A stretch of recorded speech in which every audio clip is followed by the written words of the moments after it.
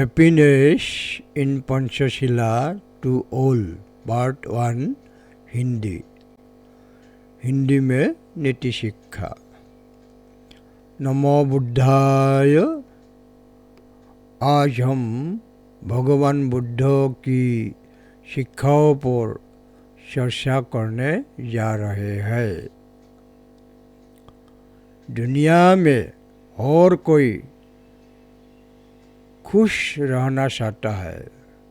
सभी जानवर, सभी मनुष्य खुश रहना चाहते हैं। लोग संपत्ति का सुख चाहते हैं। ये धन और समृद्धि का साथ रहना चाहते हैं। लोग बिना किसी दोष के सम्मान के साथ और सबके प्यार में रहना चाहता है। लोग आध्यात्मिक सुख भी चाहते हैं, मुक्ति का सुख भी चाहते हैं। कुछ को बहुत कुछ मिलता है, लेकिन कुछ बहुत कुछ को मांगते हैं और उन्हें कुछ नहीं मिलता। उसके विपरीत उन्हें कष्ट होता है। किसी को आर्थिक सुख मिलता है, किसी को अच्छा स्वास्थ्य मिलता है और किसी को ज्ञान मिलता है। कुछ को निर्वाण का सुख भी प्राप्त होता है। इसके विपरीत कुछ लोग गरीबी के अलावा विभिन्न बीमारियों से भी पीड़ित है। कुछ लोगों के पास सब कुछ है, लेकिन ये अनिश्चयता, भय और चिंता के साथ जीते हैं। कुछ लोग के लिए धन ही परेशानी का कारण है। संक्षेप में, लोग अलग अलग कारण से अलग अलग तरीक़ों से पीड़ित होते हैं। हालांकि लोग ये सुख चाहते हैं जिनका ये इस जीवन में आनंद ले सकते हैं। वहाँ तक कि समृद्धि का सुख, ये मुक्ति का सुख, निर्वाण का सुख भी चाहते हैं। लोग जवानी का सुख, धन का सुख, स्वास्थ्य का सुख, मान सम्मान का सुख और प्रकार का सुख चाहते हैं।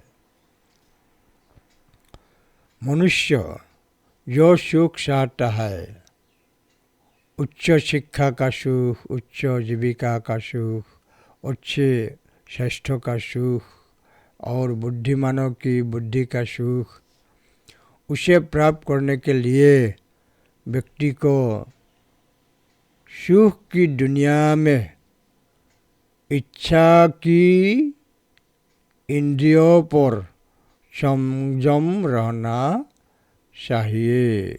संयम रखना चाहिए। इंद्रियों पर संयम रखना चाहिए।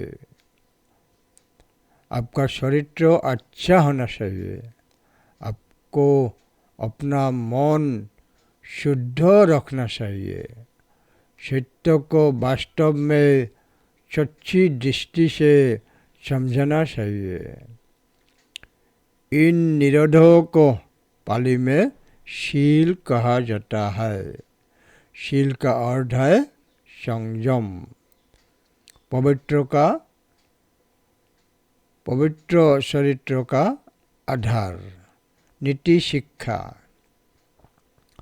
बुद्ध की शिक्षाओं का आधार। 5 प्रकार के संयमों को पंचशील कहा जाता है। आपको स्वनियंत्रित होने के लिए, नैतिक चरित्र रखने के लिए किसी उच्च शिक्षा की आवश्यकता नहीं है। आपको पैसा खर्च करने की आवश्यकता नहीं है। आपको कोई मेहनत करने की आवश्यकता नहीं है। आपको बस धैर्य रखना होगा। धैर्य ही परम धर्म है। नैतिक रूप से स्वच्छ होने में कोई धार्मिक बाधा नहीं है। उसके बजाय सभी धर्मों के लोग इन शिक्षाओं को स्वीकार करते हैं। बुद्ध की 5 प्रकार की संयम शिक्षाओं को, नीति शिक्षा को पंचशील कहा जाता है। जैसे पानातिपाता भेरमणि शिक्षापदं समादियामि। मैं किसी भी को नहीं मारूंगा। मैं जीव हत्या से विरत रहूँगा। मैंने वो शिक्षा स्वीकार कर ली। अदिन्नादाना भेरमणि शिक्षापदं समादियामि। मैं चोरी नहीं करूँगा। जो वस्तुएं मुझे दी नहीं गई है उन्हें लेने से मैं विरत रहूँगा। मैंने वो शिक्षा स्वीकार कर ली। कामेषु मिच्छाचारा भेरमणि शिक्षापदं समादियामि। मैं व्यभिचार नहीं करूँगा। रति क्रिया में मिथ्याचार करने से मैं विरत रहूँगा। मैंने वो शिक्षा स्वीकार कर ली। मूसावादा भेरमणि शिक्षापदं समादियामि। मैं झूठ नहीं बोलूँगा। झूठ बोलने से मैं विरत रहूँगा। मैंने वो शिक्षा स्वीकार कर ली। सुरामरयो मज्जपमदत्तना भेरमणि शिक्षापदं समादियामि। मैं शराब के समान कोई भी मादक द्रव्य नहीं पीऊँगा। मादक द्रव्य के सेवन से मैं विरत रहूँगा। मैंने वो शिक्षा स्वीकार कर ली। अब हम पहले शील पर चर्चा करेंगे। मैं किसी भी को नहीं मारूंगा। मैं जीव हत्या से विरत रहूँगा। मैंने उस शिक्षा पद को स्वीकार कर लिया है। प्रथम शील पानातिपाता भेरमणि शिक्षापदं समादियामि। आपको किसी भी को मारने से क्यों बचना चाहिए, उसके बारे में धम्मपद में कुछ बहुत महत्वपूर्ण बातें हैं। धम्मपद 129 में है, और कोई किसी भी सजा और मौत से डरता है। और कोई प्राणी किसी भी सजा और मौत से डरता है।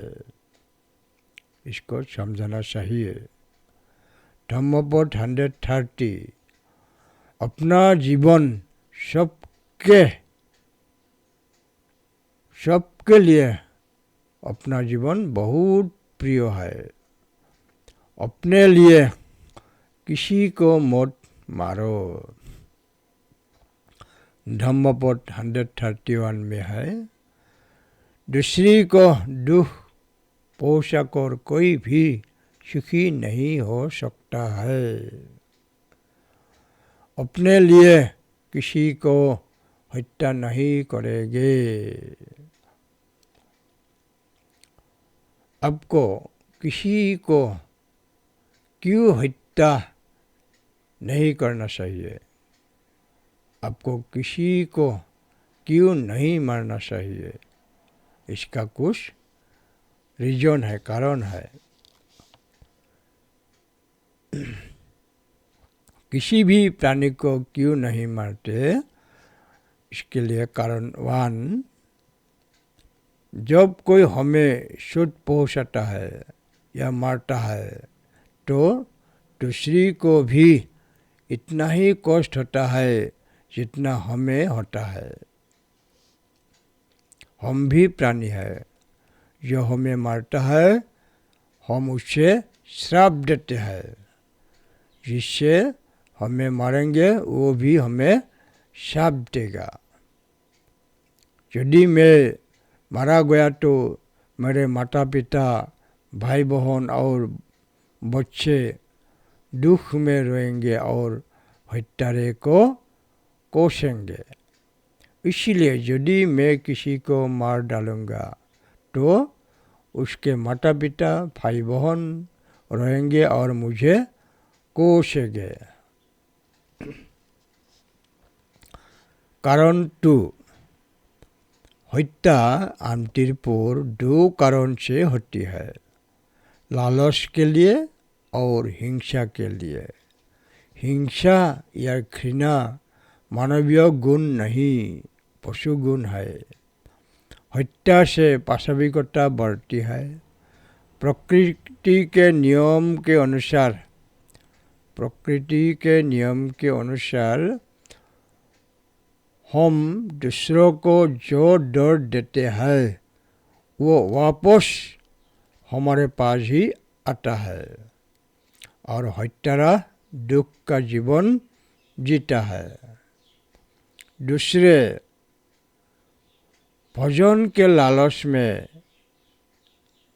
लालच के लिए जानवरों को मार दिया जाता है। हालांकि संतुष्टि के लिए जानवरों का मांस खाने के बाद प्यास कम नहीं होती बल्कि बढ़ जाती है।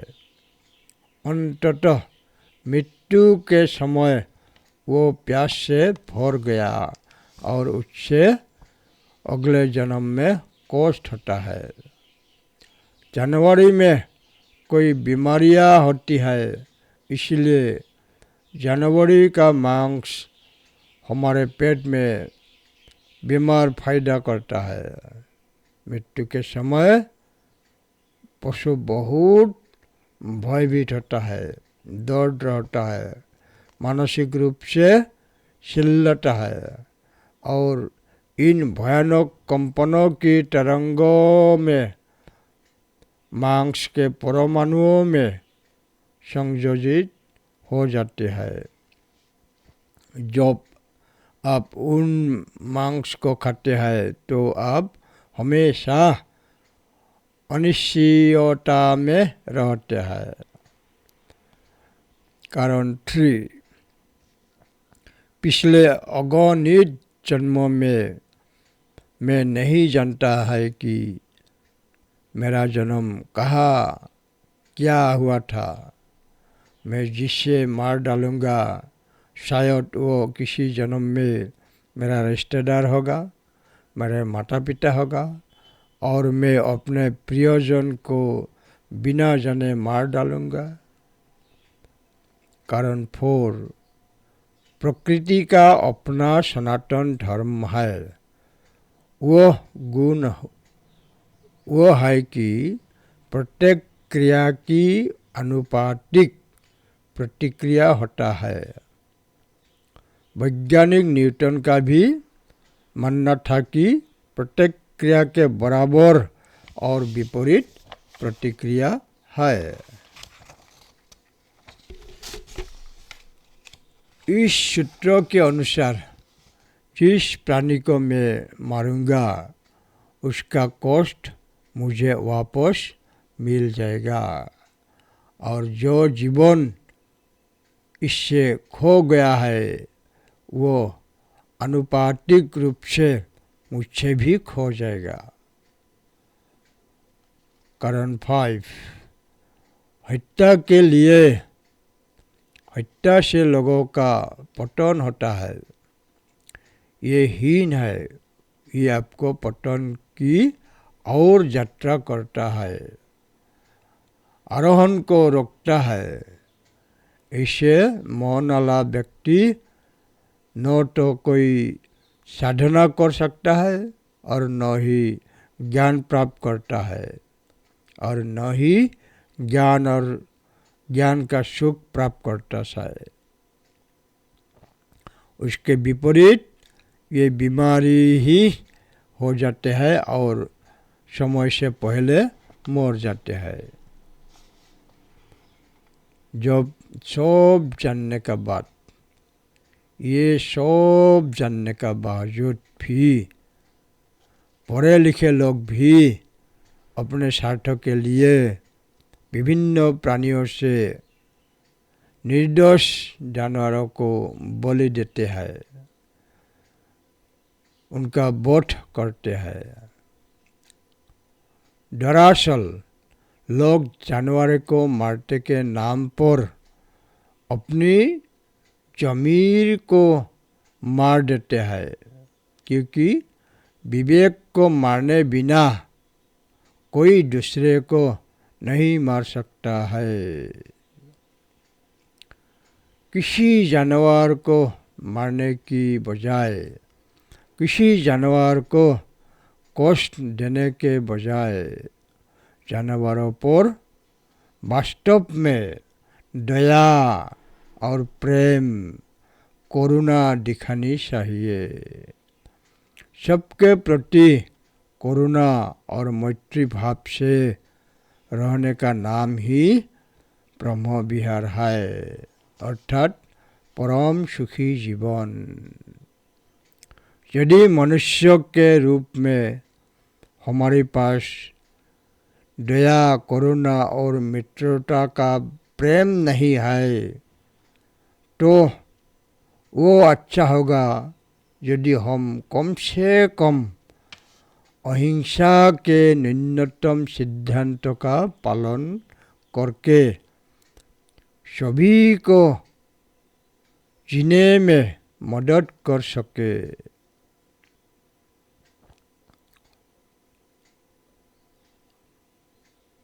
यदि मनुष्य को रूप में हमारे पास दया, करुणा और मित्रता का प्रेम नहीं है तो